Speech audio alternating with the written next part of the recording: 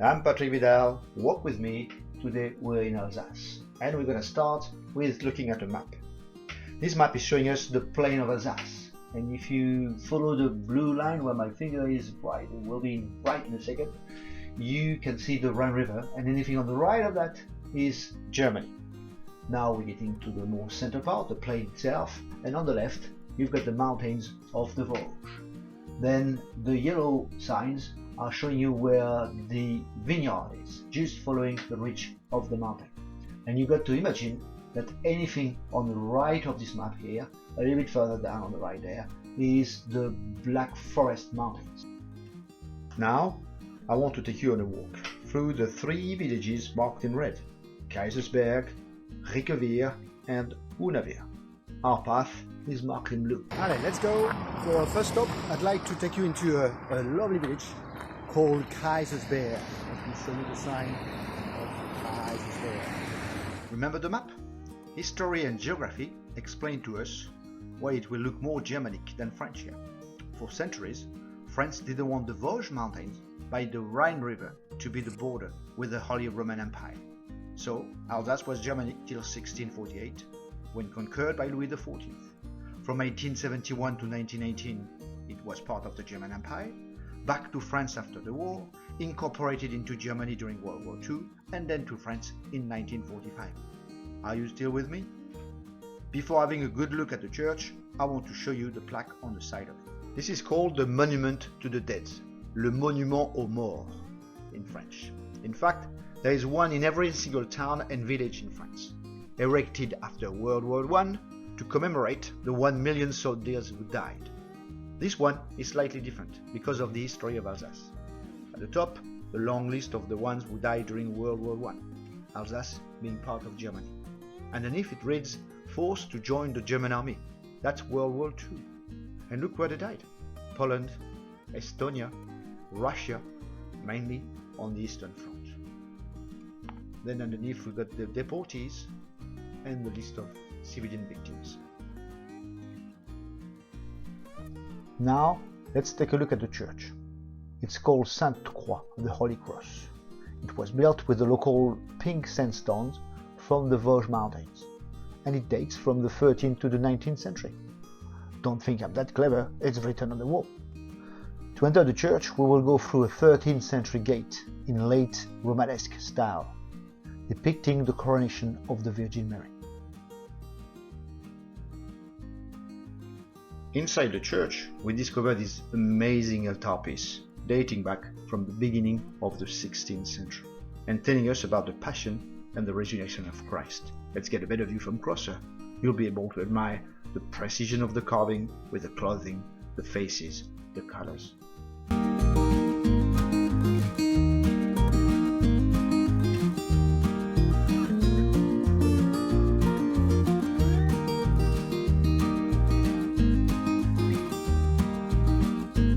As we leave the church, let's have a look at one of the most picturesque houses of Kaysersberg.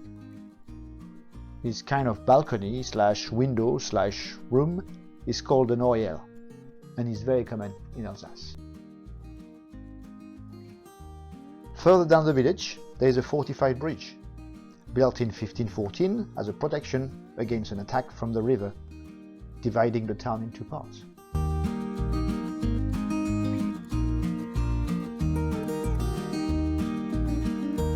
Now, let's meet the most famous son of Kaysersberg, Albert Schweitzer. A physician, musician, theologist, he won the Nobel Peace Prize in 1952, mostly for his actions toward the hospital he created in Lambaréné in Gabon. His birthplace, a former Lutheran temple, is now a museum and is under restoration.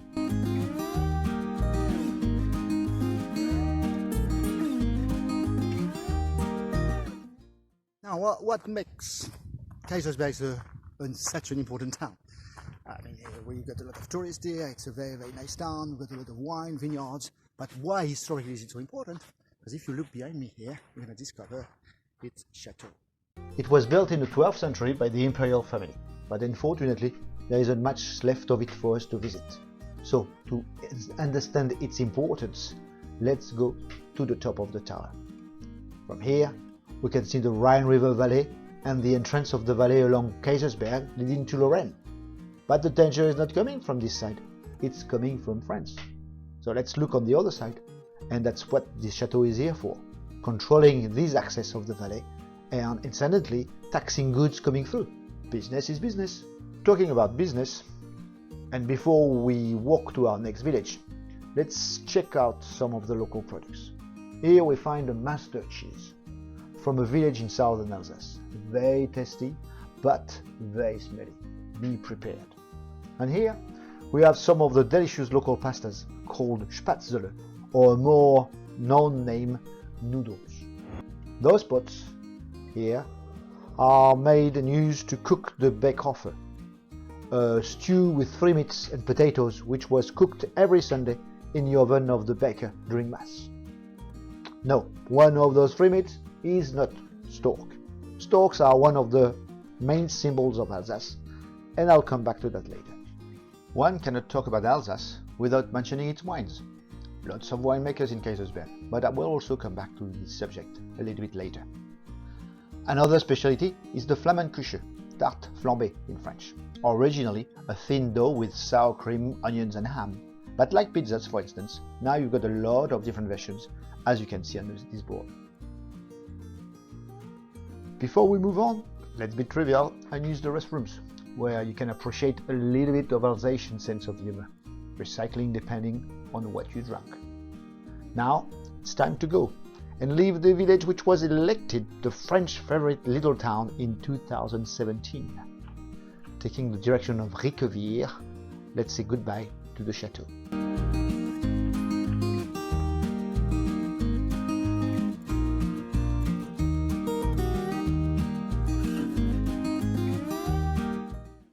Okay, après this cool walk through the vineyards, I want to take you to our second village.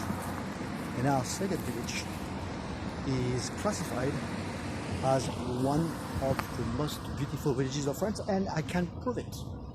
Because here we're going to have the sign saying, I'm going to turn around and you're going to see the sign here, classified as one of the most beautiful villages of France. So Riquewhir is part of this association of 159 self-appointed most beautiful villages of France. When you know that there are 32,000 villages and towns in France, why not?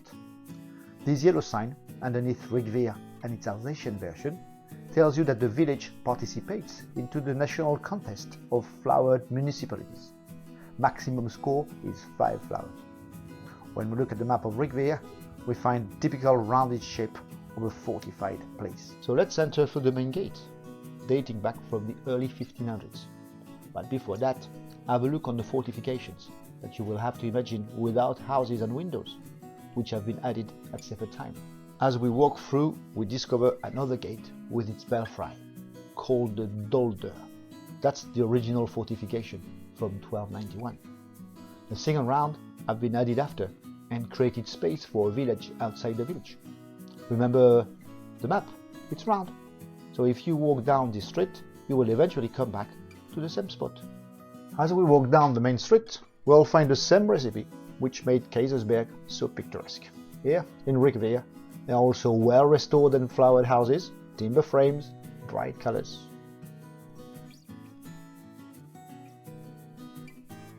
Nice souvenir shops with the storks again, and a lot of hearts, symbols of good luck in Alsace.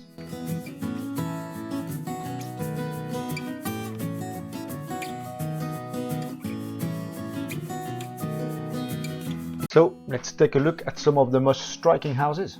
This one dates back from 1667, and alongside a very interesting decorated facade has got sculptured corner posts. The second one giving its name to the house, the Naylor House. This is the house of the gourmet. A gourmet is nowadays a foodie, but originally it was a professional middleman between winemakers and buyers. Basically, his job was to organize wine tastings. Not a bad job, eh? Built in 1686, it's got one of the most ornated facades of the village.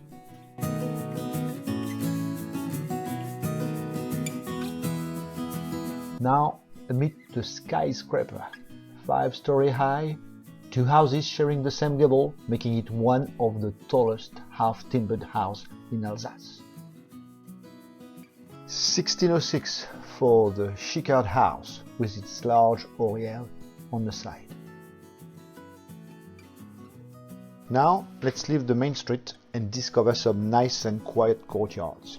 This one is La Cour des Nobles, the yard of the nobles. It dates back from 1523 and bears a sundial on the hexagonal tower. This one belonged to the Bishop of Strasbourg, therefore it's called the Yard of Strasbourg. It was originally built to store the dîme, in English the tithe, a tax in kind representing the 10th of the annual harvest. Hey, you need space for that. Now let's get through this gate and enter the yard of the former Abbey of Autrey. It was built in the late 16th century and it's now a private place turned into a bed and breakfast. If you ever come to Riquewhir, you'll know where to stay. Before we leave the town and walk through the vineyard, I'd like to have a last look at the fortifications. Remember, we entered through a double gate, and again, like in Kaysersberg, you could imagine those walls without any windows or any opening of any kind.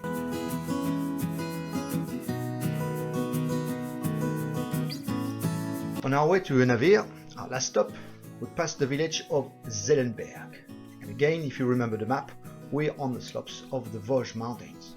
Looking south and then east, we're facing the valley of the Rhine River with the town of Colmar.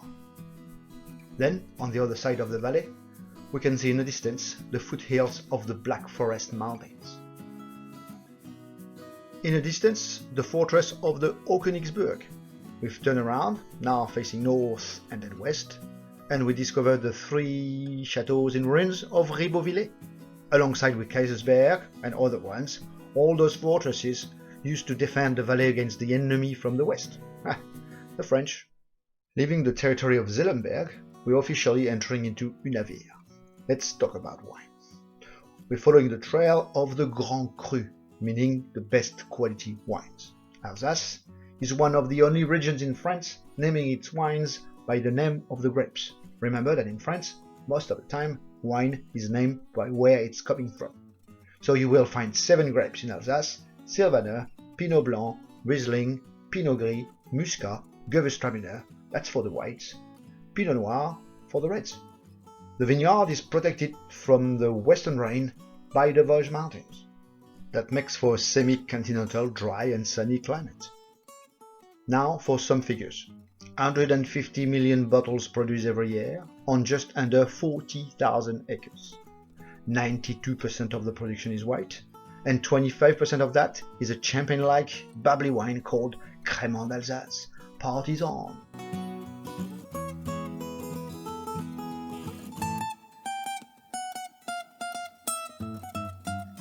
Welcome to Hunawhir.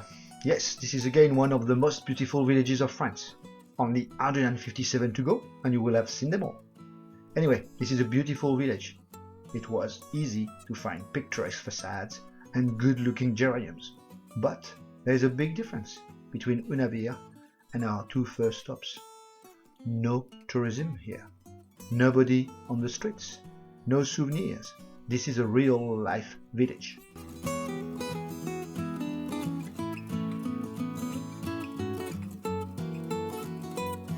So we're going to find a typical shop for this kind of small, rural community.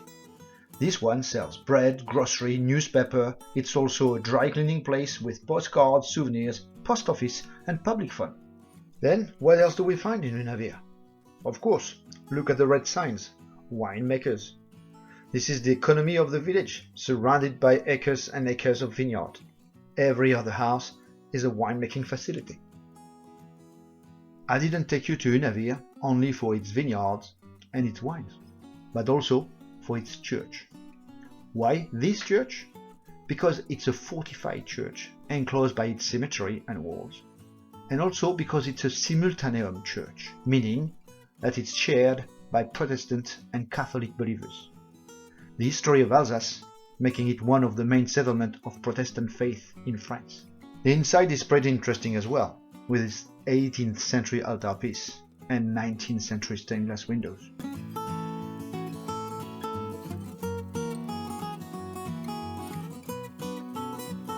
And then from the 15th century, some frescoes depicting the life of St. Nicholas in 14 scenes, and the coronation of the Virgin Mary.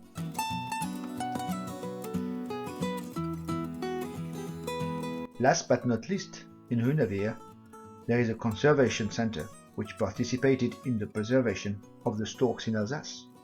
The storks migrate twice a year between Alsace and West Africa. Due to pollution, hunting, planes, and so on, they almost disappeared in the 70s. They went from 150 couples to 9 couples left in Alsace. So Hunawhir Center, alongside with other places, raised some storks, kept them through a few winters, and successfully helped to the reintroduction of those birds. Population is now estimated at 850 couples, and thankfully storks have retaken their jobs of bringing babies to Alsatian homes.